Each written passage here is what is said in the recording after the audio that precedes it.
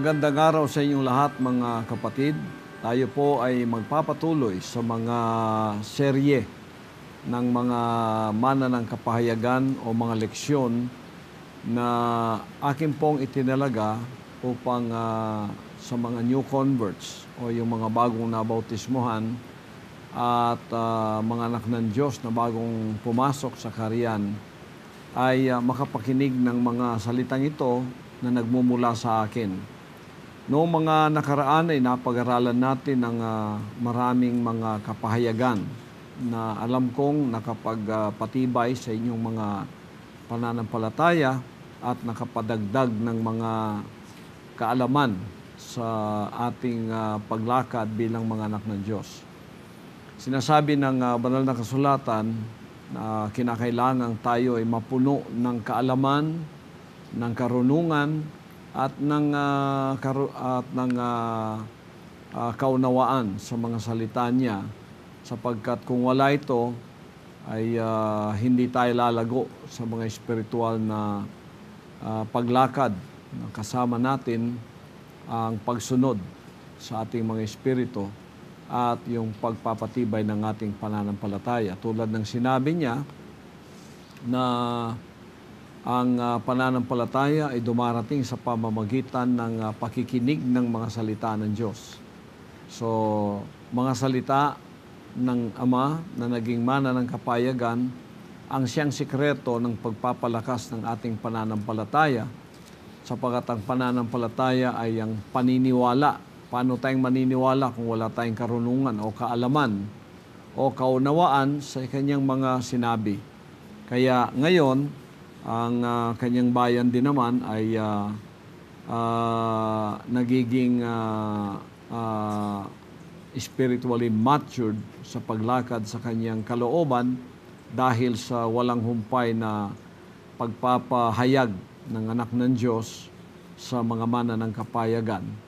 Sinasabi nga niya, my people are destroyed for lack of knowledge. Ang aking bayan ay nasisira sapagkat sila ay kulang ng kaalaman.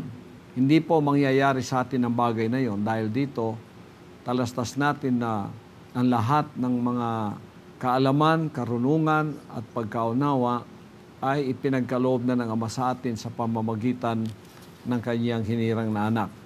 So sa mga sandaling ito, nasa isang leksyon tayo na atin pong pag-aaralan.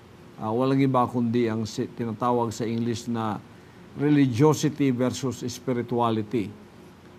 Palagay ko ito yung lesson 8 natin sa mga sandaling ito. Kaya't isang maigting na pag-aaral at pagpapanaliksik sa mga salita niya na magbibigay sa atin ng kompletong kaalaman, pagiging religyoso at pagiging espiritual. Kala ng maraming tao pagka sila ay religyoso na, tulad ng mga nasa church age o nasa mga denominasyon at relihiyon, habang sila ay nagsasamba, habang sila ay may mga anyong panglabas ng relihiyon, ay iyon na ang pagiging espiritual.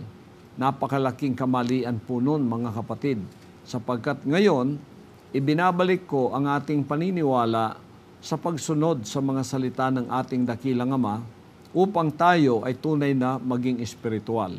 Sapagkat hindi po espiritual ang pagiging relihiyoso. Maaari tayong relihiyoso pero hindi tayo espiritual. Pagka tayo ay espiritual, tayo ay sumusunod sa kalooban ng dakilang Ama at siyang katanggap-tanggap sa kanyang harapan. Sinabi ng banal na kasulatan, ang Diyos ay espiritu at ang lahat ng mga sumusunod sa Kanya, sumasamba sa Kanya, ay sambahin siya sa espiritu at sa katotohanan. God is a spirit, and they that worship Him must worship Him in spirit and in truth. So, sa katunayan, ito nga ang pananaw natin, katulad ng pananaw ng ating dakilang Diyos. Siya ay espiritu, ang lahat ng sumasamba sa Kanya, sambahin siya sa espiritu at katotohanan. Sinabi rin niya sa kanyang mga salita sa Juan 6:63, ang mga sinalita ko sa inyo ay pawang espiritu at katotohanan at buhay. The words I speak unto you, they are spirit and they are life. Ang mga sinalita ko sa inyo ay pawang espiritu at buhay. So, paano natin matitiyak na tayo ay isang espiritual at hindi lamang religyoso? Pagka tayo ay nagsimula ng sumunod at tumupad sa mga salita ng ating makapangyarihang Ama. Tulad ng sinabi niya sa Mateo 7:21, hindi ang bawat nagsasabi sa akin, Panginoon, Panginoon, ay papasok sa kaharian ng langit, kundi ang gumaganap ng kalooban ng aking Ama na nasa langit. Hindi lahat ang tumatawag sa Kanya, Panginoon, Panginoon. Lahat naman nata ng mga relihiyosong tao sa denominasyon at relihiyon ng church age ay tumatawag sa Kanyang Panginoon, Panginoon. Pero sinabi niya, hindi kayo lahat papasok sa kaharian ng langit. Sino lang? Yung mga tumatawag sa Kanya, ngunit sumusunod din naman sa Kanyang mga sinabi o tumutupad sa Kanyang mga sinabi. Ano mga kapatid, ang ibig sabihin ng pagiging relihiyoso? Ang terminong relihiyon ay nagmumula sa Latinong salita re plus yung ligare. Ay ibig sabihin religare, coming back to God. Nang ibig sabihin, ang pag-ugnay o pagpapanumbalik o reconnect or go back. Yan po ang ibig sabihin ng salitang relihiyon. Galing yan sa Latinong salitang religare. So, ang pagkarelihiyoso ay ang pagpapasakop sa paniniwala o sistema na nagsisilbing alituntuning moralidad na namamahala sa kaugalian ng tao. Ang pagkarelihiyoso ay merong panlabas na pamamaraan ng pagsamba. Number 1, nagpapalayas din sila ng demonyo, nanghuhula din sila, gumagawa rin sila ng mga kababalaghang gawa, sila nagsasaulo ng mga bersikulo ng Bible, minememorize pa nila ito, sila ay laging nagbabasa ng Biblia, laging nananalangin, meron silang sariling doktrina o paniniwala na makapagliligtas sa kanila. Lahat ng ito ay pagiging relihiyoso. Nakita naman natin sa church age, lahat ng denominasyon diyan at relihiyon, matatawag nating relihiyoso. Nagba-Bible study, nagsasamba, nagbibigay din naman. Pero may kaibahan. Kung ating susuriin, sasaliksikin, ang banal na kasulatan at ang kaugaliang relihiyoso lang, makikita natin ang malaking kaibahan sa pananampalatayang ito. Sapagkat kung hanggang doon lang sa paggawa mo ng mga bagay ng relihiyon ang iyong pananampalataya at hindi ka tumutupad, sumusunod, ikaw sa harap ng ating dakilang Ama ay walang kabuluhan ang iyong pagsamba. Tulad ng sinabi niya rito sa Mateo 7:26 hanggang 27, eto naman ang sinasabi. Pakibasa nga. Opo, Pastor, sa Mateo 7, versikulo 26 hanggang 27. At ang bawat dumirinig ng aking mga salitang ito at hindi ginaganap ay matutulad sa isang taong mangmang na itinayo ang kanyang bahay sa buhanginan. At lumagpak ng ulan at bumaha at humihip ang mga hangin at hinampas ang bahay na yaon at nabagsak at kakilakilabot ang kanyang pagkabagsak. Ito yung sinasabi ng ating dakilang Ama sa Mateo 7:26 hanggang 27. At ang bawat dumirinig ng aking mga salitang ito at hindi ginaganap ay matutulad sa isang taong mangmang na itinayo ang kanyang bahay sa buhanginan. At lumagpak ang ulan at bumaha, hinampas ang bahay na yaon at nabagsak, at kakilakilabot ang kanyang pagkabagsak. Maliwanag ang mga salitang ito ng ating dakilang Ama na hindi natin pwedeng baligtarin, hindi natin pwedeng salungatin, at hindi natin pwedeng palitan. Sinabi niya, pag nakikinig ka raw ng mga salita niya pero hindi mo tinutupad, katulad ka ng isang taong mangmang na nagtayo ng iyong bahay o ng iyong pananampalataya sa ibabaw ng buhanginan. Pag ito ay sinapul ng hangin, ng bagyo, ng baha, ng unos, ito'y babagsak sapagkat ito'y nakatayo sa buhangin. Ganito ang pagkakadescribe ng ating dakilang Ama sa isang taong nakikinig lamang, relihiyoso lamang, pero hindi naman gumaganap, hindi naman tumutupad. Kaya dito sa bansang Karian, ang ating pong pinakamahalagang pinag-aaralan at ang ating mahalagang tinutupad ay ang kung paanong sumunod sa mga kalooban ng dakilang Ama. Kaya meron tayong paglago, meron tayong pag-usbong ng ating mga kaalaman sa kanyang dakilang kalooban upang ito ay hindi lang pag-aralan kundi ito ay sundin.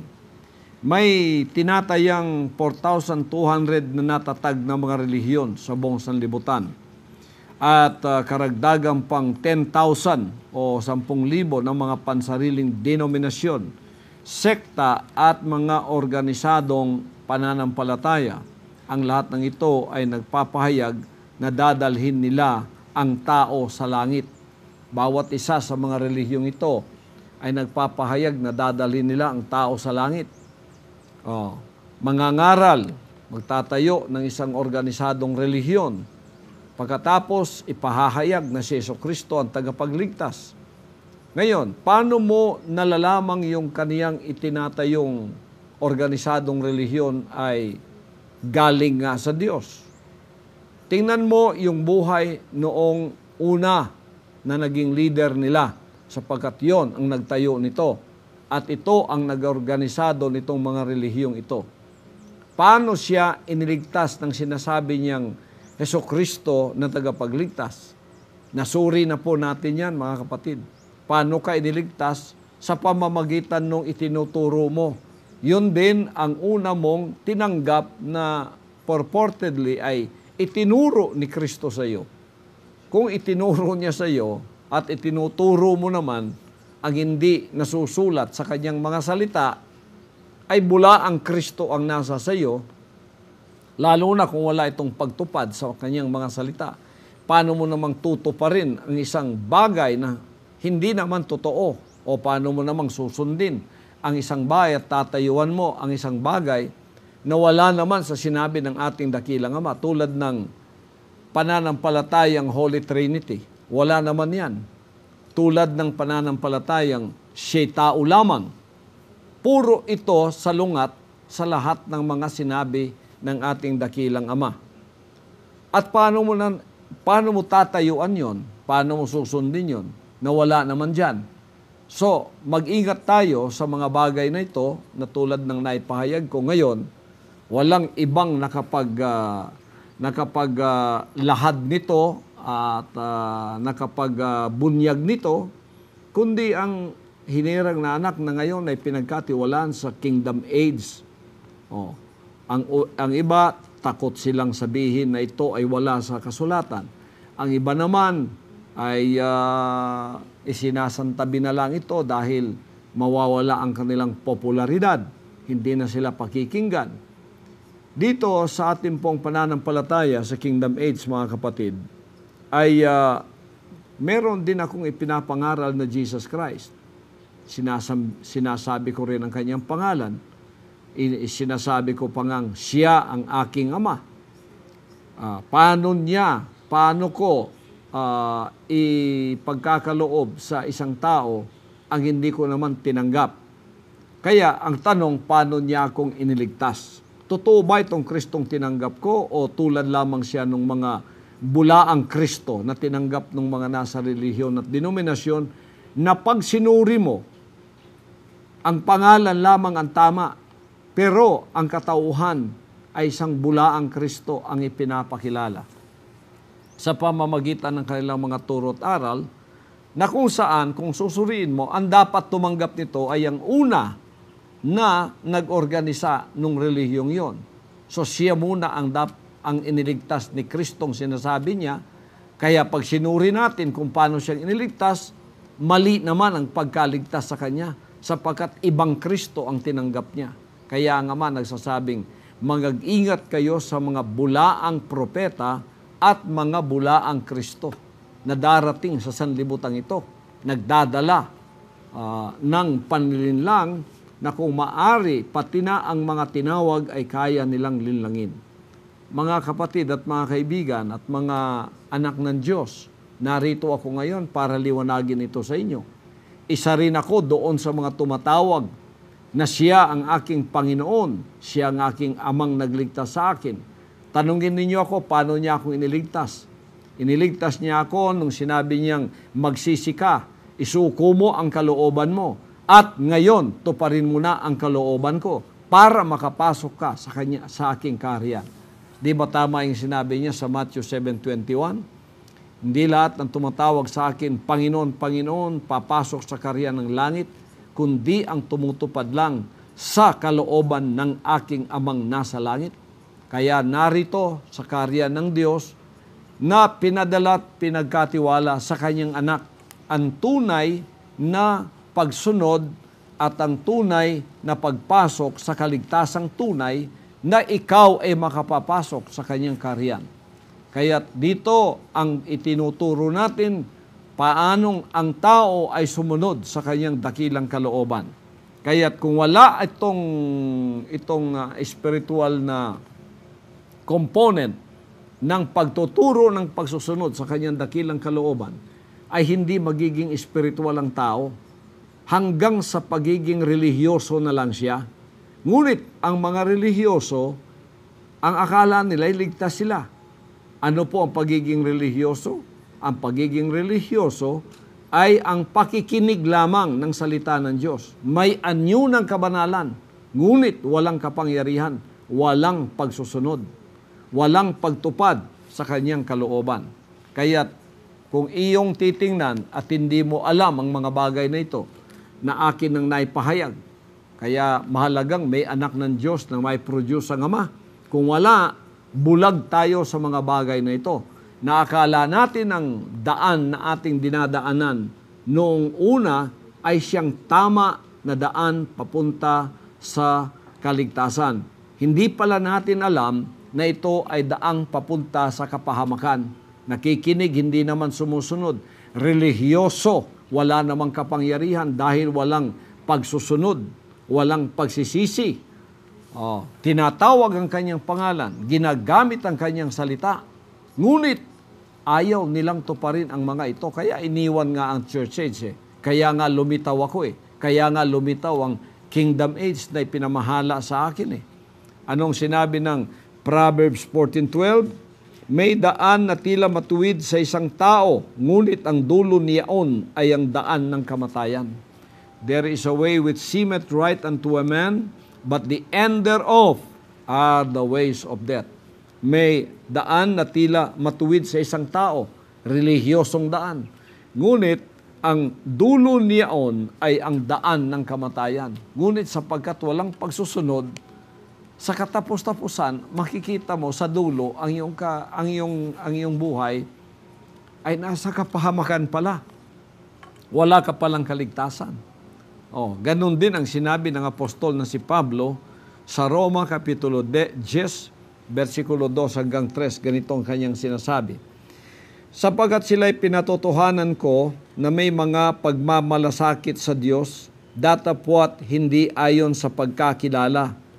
Sapagkat sa hindi nila pagkaalam ng katuwiran ng Diyos at sa pagsusumakit na maitayo ang sariling kanila, ay hindi sila napasakop sa katuwiran ng Diyos.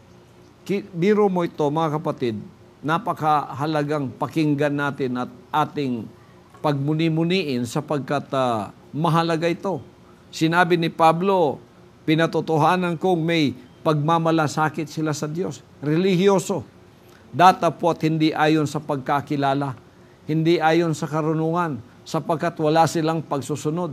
Hindi sila naging espiritual. At hindi nila alam ang mga tuwiran ng Diyos at sa pagsusumakit na maitayo ang sariling kanila, hindi sila napasakop sa katuwiran ng Diyos. Anong katwiran ng Diyos na sinasabi rito? Ni Pablo, na apostol. Ang mga salita niya at ang pagsusunod nito, yan ang magiging katwiran ng Diyos sa buhay mo. Wala sa kanila yon.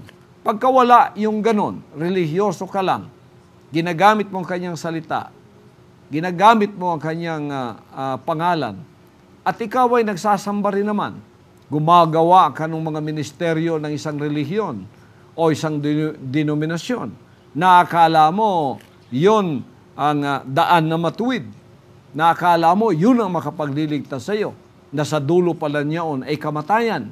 Pag ganun ang iyong pagsamba at ganun ang iyong pananampalataya, ano ang sasabihin ng Ama sa iyo?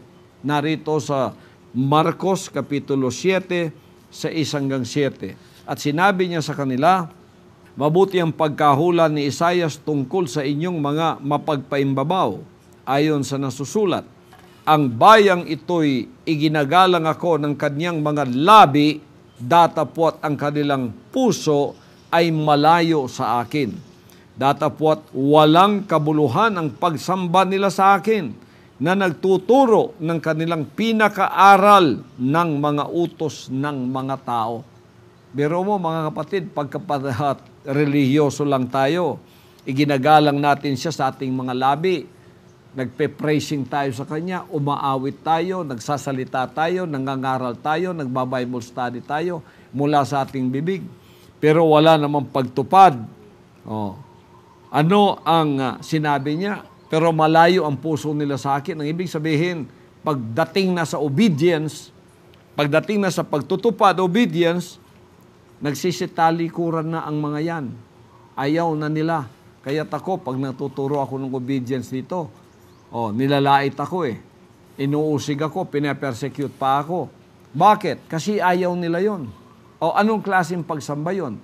Relihiyosong pagsamba. Katanggap-tanggap ba sa harap ng Diyos? Hindi. Sinabi niya sa verse 7 ng Mateo Kapitulo 7, datapwat walang kabuluhan ang pagsamba nila sa akin, na nagtuturo ng kanilang pinakaaral ng mga utos ng mga tao. Pag ganito ang ating paglilingkod, nagsasamba nga tayo, hindi naman tinatanggap ng amang makapangyarihan, walang kabuluhan sa kanyang harapan, ano ang maihahalin tulad natin sa mga taong ganito o sa mga formang organisadong relihiyong ganito? Ito po ang sinasabi ni Apostol Pablo sa pangalawang Timoteo 3:5. Sinabi niya rito, na may anyo ng kabanalan, datapwat tinanggihan ang kapangyarihan nito. Lumayo ka rin naman sa mga ito. May anyo ng kabanalan, relihiyoso tingnan, pero wala namang kapangyarihang dala sapagkat walang pagsusunod. Relihiyoso pero hindi espiritual. Ganon din ang sinabi ni Pablo kay Tito dito sa Titus 1:16 na nagsasabi, sila'y nagpapanggap na nakikilala nila ang Diyos, ngunit ikinakaila sa pamamagitan ng kanilang mga gawa, palibhasay mga malulupit at mga masuwayin at mga itinakwil sa bawat gawang mabuti. Ano ang sabi ni Pablo? Sila'y nagpapanggap na nakikilala nila ang Diyos, ngunit ikinakaila sa pamamagitan ng kanilang mga gawa. Biro mo yon, relihiyoso sila, nagpapanggap na kilala ang Diyos, ginagamit ang kanyang salita, ang kanyang pangalan, pero ikinakaila naman siya sa pamamagitan ng kanilang gawa. Ano ang kanilang gawa? Puro gawa ng pagiging masuwain. Yan din ang sinabi ni Pablo, malulupit, masuwain, at itinakwil sa bawat gawang mabuti. Pagsusunod ng pinag-uusapan, yun ang spiritual component na magiging spiritual ka, ikinakaila na nila yon. Meron bang kabuluhan sa harap ng Ama yon? Wala. Ayon sa kasulatan, isa lamang ang daan upang maligtas ang tao. Iyan ay ang daan ng kanyang anak, kaya siya ay nag-produce ng isang anak na kaya niyang pagkatiwalaan at magmamana sa lahat ng bagay. Kaya nandito ako ngayon sa Paradise Garden of Eden Restored sa Covenant Mountain sapagkat dito ginanap ng anak ang lahat ng pagsusunod na dapat niyang ipakita sa Ama upang siya ay pagkatiwalaan. Tinawag ako, binigyan ako ng pagkakataon, kaya't ako'y itinalaga niya sa lugar na ito ng mga 5 taon upang dito ay pag-aralan ko ang kanyang mga salita na ipinahayag sa akin, lalong-lalong na yung pagsusunod sa kanyang dakilang kalooban. Absolute obedience to the Father's will ang itinuro sa akin dito.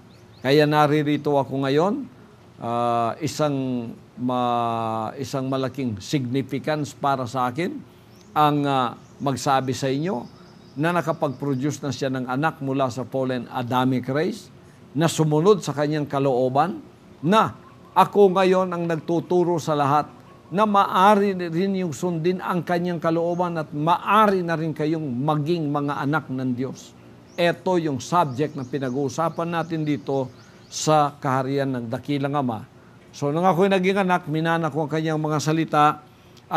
Isa na rito, yung Juan 14:6. Anong sinabi ng ating Ama rito? Minana ko na pag-aari ko ngayon. Basahin mo nga sa Juan 14:6, ganitong sinasabi. Opo, Pastor, sa Juan 14:6. Sinabi sa kanya ni Jesus, "Ako ang daan at ang katotohanan at ang buhay. Sino man ay di makaparoroon sa Ama, kundi sa pamamagitan ko." Ang anak lamang ang pwedeng magsabi niyan ngayon. Ako ang daan, ang katotohanan at ang buhay. Walang ibang makaparoroon sa Ama maliban na sila ay dumaan sa akin o kundi sa pamamagitan ko. Yan ang minana ko sa ating dakilang Ama dahil sa pagsusunod. Kaya ngayon, tuturuan ko naman ang lahat ng gustong pumunta sa Kanya at maligtas sa pamamagitan ng Kanyang hinirang na anak na walang iba rin ang itinuro sa akin. Magsisi ka, sumunod ka, bibigyan ka ng kapangyarihan maging anak ng Diyos, ibibigay siya yung espiritu ng pagtutupad sa Kanyang dakilang kalooban. Sinabi ng Ama dito na walang daan sa kaligtasan kundi ang anak lang. Kaya ngayon, itinapon na yung relihiyon at denominasyon. Ipinagkatiwala sa anak ang kingdom age na kung saan papasok ang mga anak niyang nagsisi. Dito, makikita ninyo na ang anak pala ang daan, ang katotohanan at ang buhay at siya rin ang pintuan na kung saan kayo makapapasok. Sinabi niya sa Juan 10:9, "Ako ang pintuan, ang sinumang taong pumasok sa akin ay siya'y maliligtas at papasok at lalabas at makasusumpong ng pastulan." Mga kapatid, ang anak ang tanging daan ng kaligtasan sa mga sandaling ito. Siya ang daan, katotohanan at buhay. Siya rin ang pintuan. Kaya't narito ko bilang hinirang na anak, minana ko ang mga salitang yan. Nung ako ay naging anak niya, templo niya, tahanan niya, nananahan na ang Ama sa aking kaloob-looban, sa aking buhay. Kaya't ang mga sinasalita ko, hindi ko sinalita sa sarili ko, kundi sa Amang nagpadala at nagpatayo sa akin. Ano ang ibig sabihin ng pagiging espiritual? Mga kapatid, ang pagiging espiritual ay isang mahalagang aspeto ng isang espiritual na karanasan. Itapon na natin yung pagiging religyoso, pakikinig, hindi naman sumusunod. Kaya ang church age na gano'n ang kanilang pag-uugali ay itinabi ng Ama at itinayo ang kingdom age. At ito'y pinagkatiwala sa isang nakapanaig o naging matagumpay na magmamana sa lahat ng mga bagay upang matupad ang Revelation 21:7. Kaya't natupad nga ito, ako ay nagtagumpay, minana ko ang lahat ng mga bagay, sonship and kingship, at ngayon siya ang aking Diyos, hindi lamang Ama kundi Diyos, na susundin sa aking buhay, hindi na yung kalooban ko, kundi siya na ang susundin ko, at ako naman ay kanyang naging anak. Ang pagiging espiritual ay ang terminolohiyang pangkaharian ang salitang ito. Ang isang tao ay may tuturing lamang na spiritual kapag siya'y sumusunod sa kalooban ng Ama. Hindi lang nakikinig, kundi sumusunod sa kalooban ng Ama. Etong sinabi ng Mateo 7:24. Basahin natin hanggang 25. Ganitong sinasabi. Kaya't ang bawat dumirinig ng aking mga salitang ito at ginaganap ay matutulad sa isang taong matalino na itinayo ang kanyang bahay sa ibabaw ng bato. At lumagpak ang ulan at bumaha at humihip ang mga hangin at hinampas ang bahay na yaon at hindi nabagsak sapagkat natatayo sa ibabaw ng bato. Napakaliwanag mga kapatid ng sinabi niya rito sa Mateo 7:24 hanggang 25. Kaya't ang bawat dumirinig ng aking mga salitang ito at ginaganap, ito yung spiritual, nakikinig, ginaganap, he that heareth my words and obeys them and do them, this is the spiritual person. Kaya't ang bawat dumirinig ng aking mga salitang ito at ginaganap ay matutulad sa isang taong matalino na itinayo ang kanyang bahay sa ibabaw ng bato.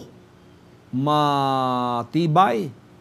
Kahit ano pa ang humampas sa bahay na ito, pananampalatayang ito, ay hindi ito tutumba. At lumagpak ang ulan, bumaha at tumihip ang mga hangin, hinampas ang bahay na yaon, hindi nabagsak sapagkat natatayo sa ibabaw ng bato. Ano yon mga kapatid? Ang mga nakikinig, tumutupad, sumusunod sa kanyang salita, mga espiritual na mga tao, nagmumula sa kanyang hinirang na anak at mga anak pang darating na ganito rin ang kanilang susundin, tatanggapin ang aking sinabi, silang lahat ay tulad ng isang taong matalinong nagtayo ng kanyang pananampalataya sa matibay na kinatatayuan, anumang kapagsubukan, anumang mga pag-uusig o kahirapan ang dadapo sa pananampalataya mo, hindi ka babagsak, nananatili ka, sapagkat ikaw ay natatayo sa ibabaw ng bato. Matigas, mahigpit at matibay ang pagkakatayo mo. Magiging anak ka nga, paano kang totomban yan? Ako yung modelo mo, ako yung standard mo, ako yung unang gumanap at sumunod sa kanyang mga sinabi. So, upang magkaroon ng pagbabago at maging espiritual na anak ng Ama, kinakailangan ay magsisi at sumuko ang isang tao ng kanyang sariling kalooban at ito ay pailalim sa kalooban ng Ama, ngunit ang kalayaan ng pagpili ay kanyang gagamitin para gawin ang desisyong ito. Use your freedom of choice in deciding to follow the Father's will by repentance. Piliin mo sa iyong malayang pagpili na ikaw ay magsisi, sumuko at sabihin, mula ngayon, hindi na ang kalooban ko ang masusunod kundi ang sa iyo na. Walang ibang paraan kundi yung pagsisisi. Sinabi nga ng Ama dito sa Lucas 13:3, sinasabi ko sa inyo, hindi datapwat malibang kayo'y mangagsisi ay mga mamatay kayong lahat sa gayon ding paraan. I tell you nay, but except you repent, you shall all likewise perish. Repentance, pagsuko ang susi ng ating pagpasok sa kanyang kaharian. Pag hindi tayo nagsisi at sinabing hindi ng kalooban ko, tutuparin ko kundi ang sayo na, tapos dumaan ka sa iyong kapagsubukan ng apoy kung totoo ba yung sinabi mo, patotohanan mong ikaw nga ay nagsisi, patotohanan mo na ikaw talagang susunod ka sa kanyang kalooban, anuman ang mangyari, pag ikaw ay nagtagumpay, eto na yung daan para ikaw ay magmamana rin sa lahat ng mga bagay. Yun ang tunay na kaligtasan na aking dinadala sa sanlibutan ito. So, itong mga bagay na ito na ating pinag-uusapan, mga kapatid, hindi naunawaan ng karnal o natural na kaisipan ng mga espiritual na bagay na ito sapagkat ito ay nasa ikaapat na dimensyong kaalaman sa espiritual na daigdig. Kailangang umangat ka sa espiritual na pag-angat ng mentalidad, ng frequency para maunawaan mo ang sinasabi ko. Kasi puro espiritual ito. Ang pagsusunod, maunawaan mo. na ito pala yung pagiging espiritual at ito pala yung katanggap-tanggap sa harap ng ating dakilang Ama.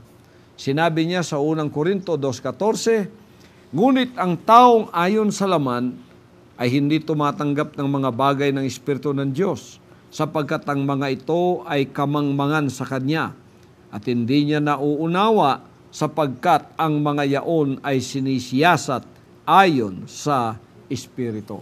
So para sa mga taong makalaman, makamundo, taong ayon sa laman, hindi niya matatanggap ang mga bagay na espiritual, lalo na yung pagtinuro mo ng pagsusunod. Sapagkat para sa kanya, ito'y mga kamangmangan. Sumusunod pa rin siya sa kanyang sariling kagustuhan. Kung ano yung gusto niya, siya pa rin sinusunod niya. Wala pa rin kinalaman ang mga salita ng Diyos sa kanyang buhay. Ito yung taong nasa laman na hindi naunawaan ng mga bagay ng Espiritu at sapagkat ito'y sinisiyasat ng Espiritu. Kaya dapat tayo'y umangat, magsisi, pumunta sa pang-apat na espiritual na dimensyon upang maunawaan mo ang mga sinasabi ko at maunawaan ka rin ng dakilang Ama sapagkat magiging anak ka na niya. Maliban dyan, hindi tayo magkakaunawaan talaga.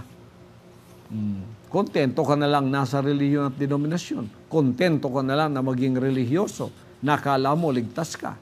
Pero pag kaligtasan ng pinag-uusapan, wala nang ibang makapagliligtas kundi ang pagiging espiritual. Para maging espiritual, makinig at sumunod.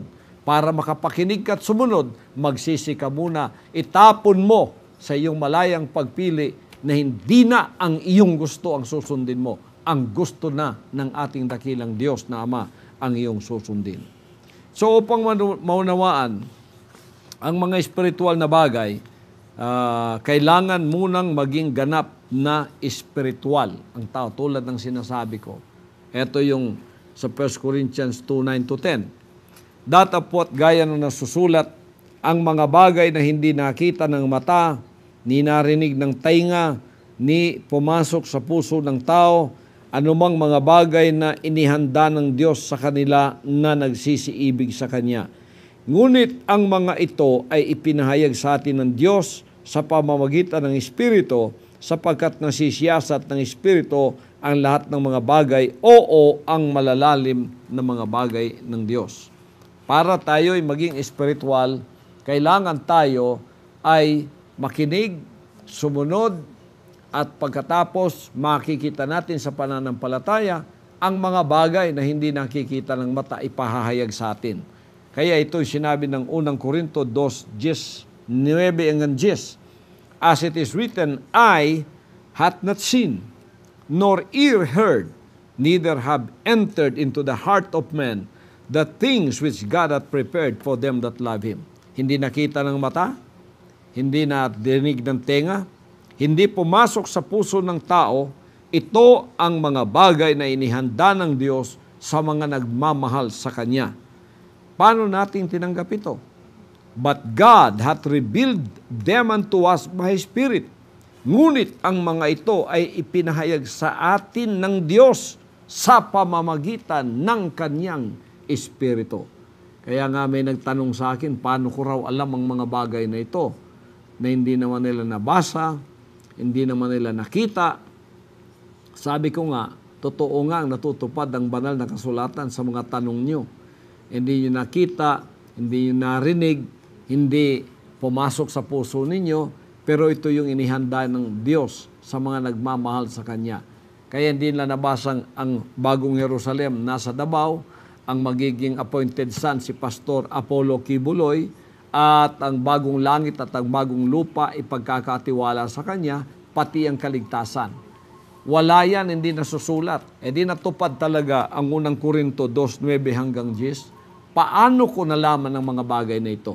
Versikulo 10. Ngunit ang mga ito ay pinahayag sa atin ng Diyos sa pamamagitan ng Kanyang Espiritu. Kaya malagang ako'y naririto para ituro ang mga bagay na ito sapagkat dito sa bundok na ito, sa loob ng 5 taon, ipinahayag isa-isa ng Amang Makalangit ang lahat ng mga bagay na ito na aking ibinabahagi naman sa lahat sa inyo.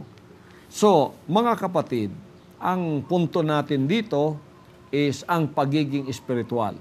Pagka maging kingdom citizen ka, maging anak kang tunay, nakapagsisi, pumasa ka sa iyong kitbog at tamayong, pagkatapos idineklara kang son and daughter or anak ng Ama, ikaw ay isang spiritual na katulad ng Ama na nanganak sa iyo sa espiritu, at ikaw at siya ay nagkakaunawaan. Kaya ikaw naman ngayon ang katulad ko na magtuturo naman sa iba na ang mga bagay na ito na tatahakin natin ay hindi tulad ng relihiyon at denominasyon na nakikinig lamang, wala namang pagtupad, iba ang sa atin, kompleto, sapagkat sa ating pakikinig naroroon na rin ang pagsusunod. Kaaya-aya sa harap ng ating dakilang Ama. Pagpalain kayong lahat sa araw na ito sa mga mana ng kapahayagan na ating tinanggap hanggang sa susunod na mga serye ng ating mga leksyon o mana ng kapahayagan. Ako ay makikipagkitang muli sa inyo, mga anak ng Diyos. Pagpalain kayong lahat ng ating dakilang Ama sa pamamagitan ng Kanyang pangalan, ang pangalan higit sa lahat ng pangalan, ang pangalan ng ating dakilang Ama, ang ating Panginoong Jesucristo. Amen.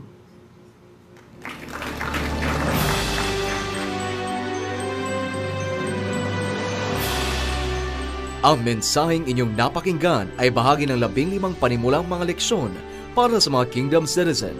Antabayanan ang mga susunod pang mensahe ng hinirang na anak ng Diyos, Pastor Apollo C. Kibuloy.